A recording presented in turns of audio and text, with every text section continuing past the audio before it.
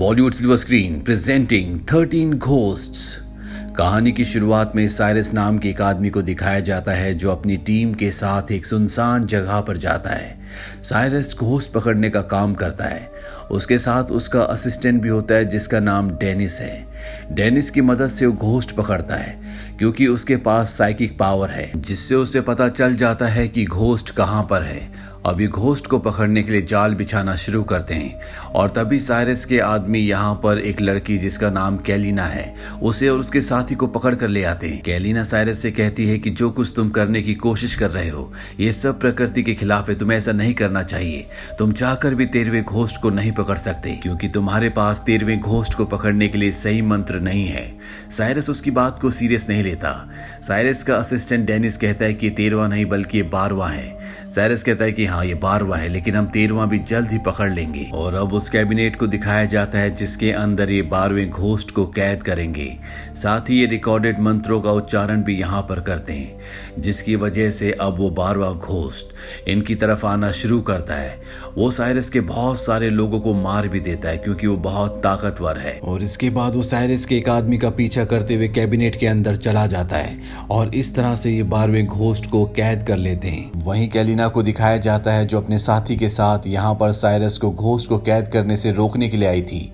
उसका साथी भी मारा जाता है और डेनिस जो कि साइरस का साथी है वो देखता है कि साइरस की मृत्यु हो चुकी है। वहीं साइरस का भतीजा जिसका नाम आर्थर है उसके पास साइरस का वकील जाता है। वो आर्थर को बताता है कि साइरस का जो बहुत बड़ा घर है साइरस ने वो तुम्हारे नाम किया हुआ है।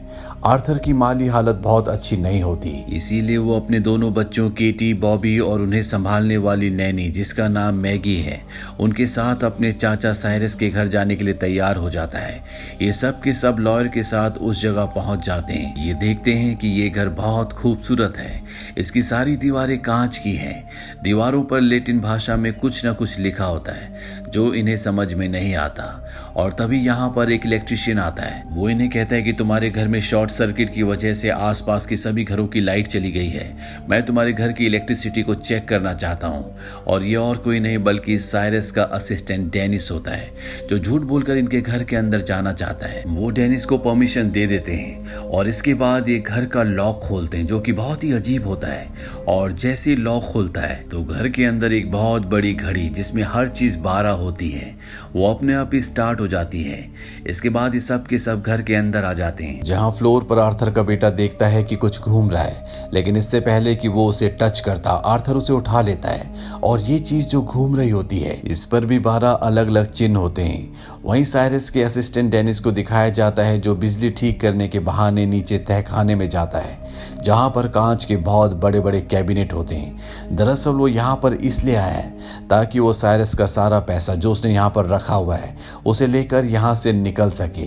पर तभी उसके सिर में बहुत जोर से दर्द होना शुरू हो जाता है और डेनिस के सिर में दर्द तभी होता है जब उसके आसपास कोई घोस्ट हो। उसका दर्द इतना ज्यादा होता है कि वो बर्दाश्त नहीं कर पा रहा होता, इसीलिए वो खास स्पेक्स पहनता है जिससे वो घोस्ट को देख सकता है। और उसे पहनने के बाद वो अपने चारों तरफ कैबिनेट्स के अंदर देखता है जहां पर वो सभी 12 के 12 घोस्ट्स होते हैं जो उसने और साइरस ने मिलकर पकड़े थे। वो किसी तरह से तहखाने से निकलकर ऊपर पहुंच जाता है जहां पर वो आर्थर को सारा सच बताता है। वो कहता है कि मैं कोई इलेक्ट्रिशियन नहीं हूं बल्कि मैं तुम्हारे चाचा साइरस के साथ मिलकर घोस्ट को पकड़ता था और जितने भी घोस्ट हमने पकड़े वो सारे के सारे नीचे तहखाने में हैं। अगर तुम अपने आप को और अपने परिवार को बचाना चाहते हो तो जल्द से जल्द इस घर से निकल जाओ। पर लॉयर और आर्थर दोनों उसे पागल समझते हैं। लॉयर आर्थर को विश्वास दिलाता है कि ऐसा कुछ भी नहीं है। यहाँ पर एक बार फिर से डेनिस के सिर में दर्द होना शुरू हो जाता है और ठीक उसी वक्त लॉयर नीचे तहखाने में जाता है जहां पर वो 12 कैबिनेट्स हैं। वो उन खास चश्मों को पहनता है जिससे वो घोस्ट को देख सकता है और उसे हर कैबिनेट के अंदर घोस्ट दिख रहे होते हैं। यानी कि उसे पहले से पता था कि यहाँ पर घोस्ट है और वो तहखाने में अपने पैसे लेने के लिए आया है। वो एक खास कमरे में में जाता है और जैसे वो पैसों का बैग उठाता है तो यहाँ पर एक अजीब सा मैकेनिज्म शुरू हो जाता है जिससे घर के दरवाजे लॉक होना शुरू हो जाते हैं। साथ ही शीशे की दीवारें भी अब कवर होना शुरू हो जाती है और फ्लोर पर जो अजीब सी प्लेट घूम रही होती है जिसमें 12 चिन्ह होते हैं वो एक पॉइंट पर आकर रुक जाती है और वो 12 कैबिनेट्स जो तहखाने में हैं उनमें से एक का दरवाजा खुल जाता है जिसमें से एक फीमेल घोस्ट निकलती है जो लॉयर की तरफ बढ़ती है और लॉयर जब पीछे होता है तो शीशे का एक दरवाजा बंद होता है जिससे उसकी मृत्यु हो जाती है। वहीं आर्थर के बेटे बॉबी को दिखाया जाता है जो उस चश्मे को पहन लेता है जिससे घोस्ट को देखा जा सकता है और जब वो तहखाने के आगे से गुजरता है तो नीचे से उसे आवाज आती है। उसे लगता है कि ये उसकी नैनी की आवाज है।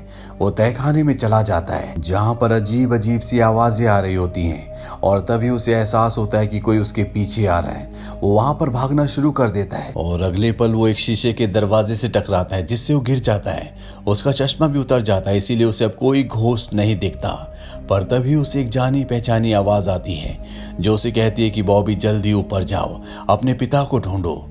और जब बॉबी चश्मा पहनता है तो वो देखता है कि वो उसकी मॉम होती है जिसकी घर पर जलने की वजह से मृत्यु हो गई थी।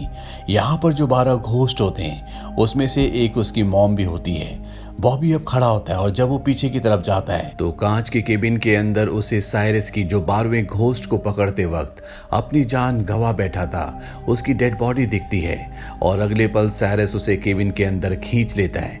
वहीं आर्थर को दिखाया जाता है जो अपने बेटे को ढूंढ रहा होता है और जब वो तहखाने में जाने लगता है तो डेनिस उसे मना करता है। वो कहता है कि तहखाने के अंदर घोस्ट हैं। आर्थर कहता है कि तुम मेरे बेटे को ढूंढने में मेरी मदद करो, जितने पैसे साइरस ने तुम्हें देने थे वो सारे पैसे मैं तुम्हें दूंगा। और अब आर्थर, उसकी बेटी डेनिस और मैगी ये चारों के चारों तहखाने के अंदर चले जाते हैं। आर्थर और उसकी बेटी एक तरफ जाते हैं, डेनिस और मैगी दूसरी तरफ। डेनिस देखता है कि वो 12वां घोस्ट जिसे आखिरी में पकड़ा गया था वो अपने केबिन के अंदर नहीं है। वो डर जाता है। वहीं दूसरी तरफ दिखाया जाता है जहां पर आर्थर की बेटी ने वो चश्मा पहना होता है जिससे वो घोस्ट को देख सकती है। तभी उसे 12वां जो कि सबसे खतरनाक घोस्ट है वो उसे दिखता है। वो उसके ऊपर हमला कर देता है। आर्थर अपनी बेटी को खींच रहा होता है पर दूसरी तरफ से घोस्ट उसकी बेटी को खींच रहा होता है और तभी यहाँ पर कैलिना आ जाती है। कैलिना वही है जिसने इस कहानी की शुरुआत में साइरस को घोस्ट पकड़ने से मना किया था। वो आर्थर की मदद करती है और उसकी बेटी को शीशे के दरवाजे के दूसरी तरफ ले जाती है जहां पर वो 12वां घोस्ट नहीं आ सकता। आर्थर कैलिना से पूछता है कि तुम कौन हो और घर के अंदर कैसे आई। कैलिना बताती है कि मैं घोस्ट को आजाद करवाने का काम करती हूँ और जब घर के दरवाजे बंद हो रहे थे तो एक खिड़की जो खुली रह गई थी मैं उससे अंदर आ गई, लेकिन अब वो खिड़की भी बंद हो चुकी है इसीलिए हम बाहर नहीं जा सकते। इसके बाद वो आर्थर को एक किताब दिखाती है और उसे बताती है कि इस किताब को 15वीं शताब्दी में एक ज्योतिष ने लिखा था जिसका नाम वेसिलियस था और जब उसने इस किताब को लिखा था तो उसके ऊपर पूरी तरह से शैतान हावी था। इस किताब में एक ऐसी मशीन का जिक्र है जिससे हम भविष्य देख सकते हैं। तुम्हारे अंकल साइरस ने इस मशीन को बना लिया है और इस वक्त हम उसी मशीन के बीचों बीच है, लेकिन शैतान की इस मशीन को चलाने के लिए उन्हें 13 घोस्ट की जरूरत थी। 12वें घोस्ट को पकड़ते वक्त उनकी मृत्यु हो गई, तभी वो इस काम को पूरा नहीं कर पाया।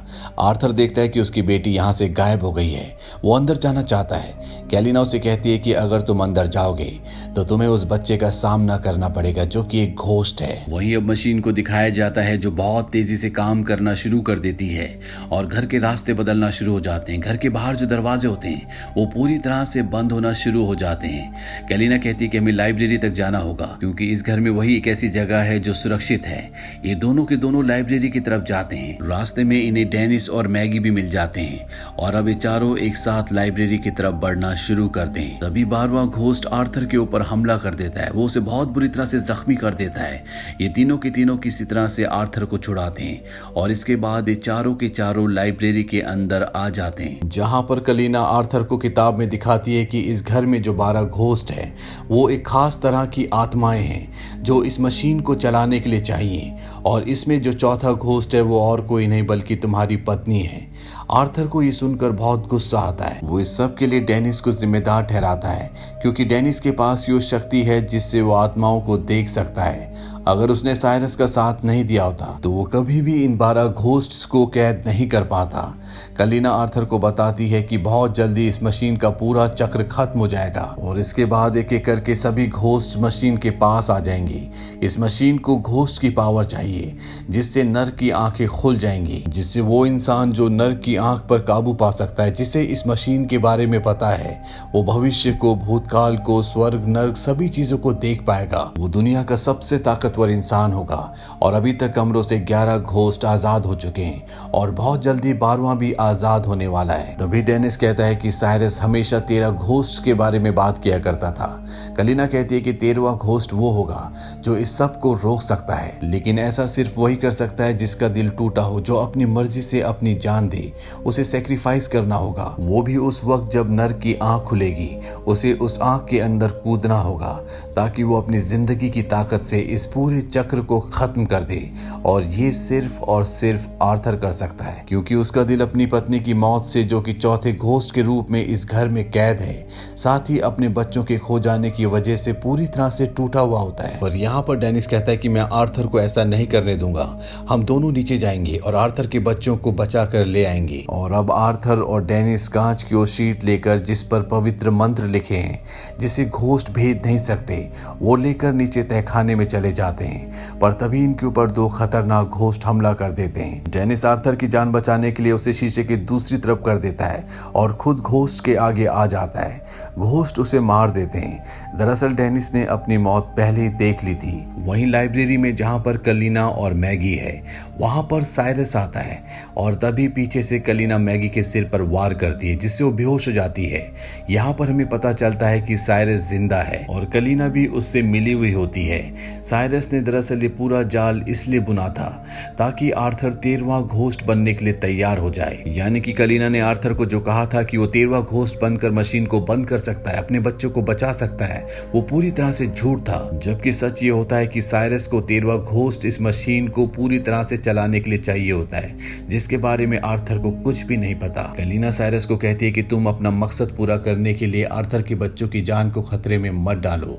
साइरस को ये बात अच्छी नहीं लगती, इसीलिए वो कलीना को मार देता है। इसके बाद वो यहाँ पर रिकॉर्डेड मंत्र के टेप को प्ले करता है, जिससे 12 के 12 घोस्ट, जो कि अब आजाद हो चुके हैं, वो मशीन के चारों तरफ खड़े हो जाते हैं और बीच में आर्थर के दोनों बच्चे होते हैं। आर्थर जब ये देखता है तो वो अपने बच्चों को बचाने के लिए मशीन के सामने खड़ा हो जाता है। यहाँ पर वो साइरस को भी देखता है, लेकिन उसे लगता है कि ये साइरस की आत्मा है। तभी उसे कलीना की बात याद आती है, जिसने कहा था कि वो अपनी जान को सेक्रीफाइस करके इस मशीन को रोक सकता है। उसे डेनिस की बात भी याद आती है, जिसने कहा था कि 13वें घोस्ट तुम हो। आर्थर समझ जाता है कि उसको फंसाया जा रहा है। वो ये भी समझ जाता है कि साइरस जिंदा है। वो अपना चश्मा उतार देता है, वो साइरस को देख सकता है, इसीलिए वो भागता हुआ उसकी तरफ जाता है और उसे हाथापाई करना शुरू कर देता है। पर साइरस के पास उसके बच्चे हैं। वो कहता है कि अगर तुम अपने बच्चों को बचाना चाहते हो तो तुम्हें हमारा 13वां घोस्ट बनना पड़ेगा, तुम्हें अपनी जान देनी होगी। पर इससे पहले कि आर्थर अपने बच्चों के लिए अपनी जान देता, यहाँ पर मैगी जो बेहोश हो गई थी वो होश में आ चुकी होती है और वो मंत्रों वाले टेप को बंद कर देती है। साथ ही वो मशीन्स के जितने भी हैंडल्स होते हैं उन्हें ऊपर नीचे करना शुरू कर देती है, जिससे साइरस का ध्यान उस तरफ जाता है। आर्थर उसे लात मार कर गिरा देता है और अब सभी घोस्ट आजाद हो जाते हैं और वो साइरस को, जिसने उन्हें कैद किया था, मार देते हैं। इसके बाद यहाँ पर डेनिस की आत्मा आती है। वो आर्थर को कहती है कि तुम्हारे अंदर शक्ति है, बस तुम्हें अपने बच्चों को बचाने के लिए अपनी शक्ति का सही इस्तेमाल करना होगा। अब वो मशीन जिसके बीचों बीच उसके बच्चे हैं, जो चारों तरफ से बहुत तेजी से घूम रही होती है, आर्थर उसके बीच में कूद जाता है और कुछ ही देर बाद जब कांच की सारी दीवारें गिर जाती है तो आर्थर अपने बच्चों के साथ उसी मशीन के बीचों बीच बैठा होता है, जो पूरी तरह से रुक चुकी होती है। आर्थर को इसके बाद अपनी पत्नी की आत्मा दिखती है, जो अपने बच्चों से कहती है कि अपने पिता का ध्यान रखना, मैं तुम सबसे बहुत प्यार करती हूँ, अब मुझे जाना होगा। यानी कि यहाँ पर जितने भी घोस्ट थे वो सब के सब अब मुक्त हो चुके हैं। वहीं मैगी को दिखाया जाता है, जो इस पूरे हादसे से बहुत परेशान हो गई होती है और वो आर्थर को कहती है कि अब मैं तुम्हारे बच्चों की नैनी का काम नहीं करूंगी। इसी के साथ ये फिल्म, ये कहानी यहीं पर खत्म हो जाती है। ये फिल्म साल 2001 में रिलीज हुई थी। IMDb पर इसकी रेटिंग है 5.6। इस फिल्म का बजट था $42 मिलियन और बॉक्स ऑफिस पर इसने कमाई की थी $69 मिलियन की। उम्मीद करते हैं कि ये कहानी आपको पसंद आई होगी।